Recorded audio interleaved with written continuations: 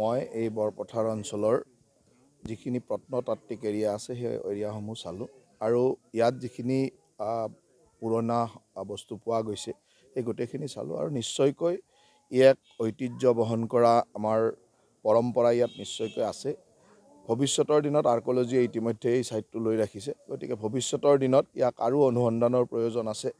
ইয়াত থকা সূৰ্যমূৰ্তিয়ে হওক বা যি ধৰণৰ ইয়াত বস্তু দেখা গৈছে, বিশেষকৈ ডবকা ৰাজ্যৰ বস্তু বুলি কোৱা যায়, সেই ধৰণৰ বস্তুৰ পৰা বুজা যায় যে ইয়াত এটা অত্যন্ত সমৃদ্ধ ইতিহাস আছিল। গতিকে সেই ইতিহাস সম্পৰ্কে নিশ্চয়কৈ অনুসন্ধানৰ প্ৰয়োজন আছে আৰু মই পৰ্যটন মন্ত্ৰী হিচাপে ইয়ালৈ আহিলোঁ এইকাৰণে যে পৰ্যটনৰ সম্ভাৱনাটো ইয়াত আছে। সেইকাৰণে আমি কি কৰিব পাৰোঁ ভৱিষ্যতে নিজে স্বচক্ষে চাই গ'লোঁ আৰু চাই অত্যন্ত গৌৰৱ অনুভৱ কৰিছোঁ যে অসমৰ এই অঞ্চলৰ বিশেষকৈ গোলাঘাট অঞ্চলৰ এনেকুৱা ইতিহাস সমৃদ্ধ বস্তু আমি এতিয়ালৈকে আগবঢ়াই নিব পৰা নাই। ভৱিষ্যতৰ চেষ্টা নিশ্চয়কৈ থাকিব যাতে আমি সেইসমূহ ভৱিষ্যতৰ প্ৰজন্মক জনাব পাৰোঁ বা ভৱিষ্যতৰ প্ৰজন্মৰ আকৰ্ষণৰ কেন্দ্ৰবিন্দু কৰিব পাৰোঁ।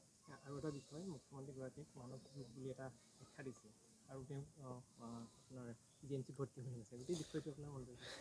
চাওক, আমাৰ সাংসদ এজনে এই ধৰণৰ মন্তব্য বা দুই চাৰিজন তেওঁলোকৰ বিভিন্ন ধৰণৰ কৰ্মীয়ে এই ধৰণৰ মন্তব্য মই দেখিছোঁ, কিন্তু তেখেতসকলে মুখ্যমন্ত্ৰীগৰাকীৰ বিষয়ে মন্তব্য দিয়াৰ আগতে তেখেতসকলে যিজন নেতাৰ পিছে পিছে ঘূৰি ফুৰিছে সেইজন নেতাৰ মানসিক অৱস্থাটো জানি লোৱাটো ভাল। কাৰণ সেইজন নেতাক আমি দেখিবলৈ পাওঁ যে একেবাৰে অতি ঠাণ্ডাতো টি চাৰ্ট এটা পিন্ধি মাজুলীৰ মাজেৰে গুচি যায়, মানে মাজুলীলৈকে গুচি যায়, ব্ৰহ্মপুত্ৰৰ মাজেৰে। হয়তো আপুনি মই নৰ্মেল মানুহে কেতিয়াও নোৱাৰিম। গতিকে তেওঁলোকৰ নেতাজনৰ আচলতে কি হৈ আছে সেইটোৱে চাব লাগে। তেওঁলোকে বেলেগৰ নেতাৰ সমালোচনা কৰাতকৈ তেওঁলোকৰ নেতাজনো আচলতে কি হৈ আছে, কাৰণ আমি যিবিলাক বস্তু দেখি আছোঁ যে নামঘৰতো টি চাৰ্ট পিন্ধি গুচি যায়, কেতিয়াবা মাজুলীলৈকে যায় একেবাৰে ফেৰীৰ মাজত টি চাৰ্ট পিন্ধি গুচি যায়, বাকীবিলাকে জেকেট পিন্ধি ঠাণ্ডাত কঁপি থাকে, তেওঁ টি চাৰ্ট পিন্ধি গুচি যায়। গতিকে সাধাৰণতে আমি তেনেকুৱা মানসিক বেমাৰ থকা মানুহক সেইবিলাক দেখি থাকোঁ যে ঠাণ্ডাত গৰম কম্বল উৰি নাথাকে, খালী গাৰে থাকে, গৰমত কম্বল উৰি থাকে, এইবিলাক মানসিক ৰোগ তেনেকুৱা মানুহকে দেখা পাওঁ। গতিকে তেওঁলোকৰ নেতাজনৰ তেনেকুৱা কিবা আছে নেকি সেইটো আগতে বিশ্লেষণ কৰক, তাৰপিছত আমাৰ নেতাজনৰ কথা আলোচনা কৰিব। অসমত ৰাহুল গান্ধীৰ যি ভাৰতৰ ন্যায় যাত্ৰা হ'ল, কেনে প্ৰভাৱ পৰিব? চাওক, নিশ্চয়কৈ মিয়া এৰিয়াত এটা প্ৰভাৱ পৰিব। তেওঁলোকে মিয়াকে টাৰ্গেট কৰি আহিছে। য'ত খিলঞ্জীয়া মানুহ আছে তাততো কোনো প্ৰভাৱৰ কথা নাই, তাততো আৰু 10টা 15টা 20টা সিমানেই মানুহ থাকে।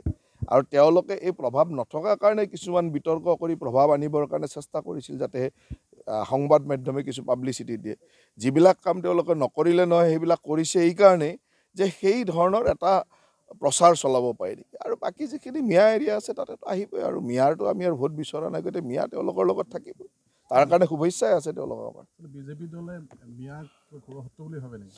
নহয়, মিয়াক আমি ঘৰ শত্ৰু বুলি নাভাবোঁ। আমি অসমখনক যোনে আগ্ৰাসন কৰে, অসমৰ সভ্যতা সংস্কৃতি যোনে গ্ৰাস কৰিব বিচাৰে, তেওঁকতো আমি ভাল পাব নোৱাৰোঁ নহয়।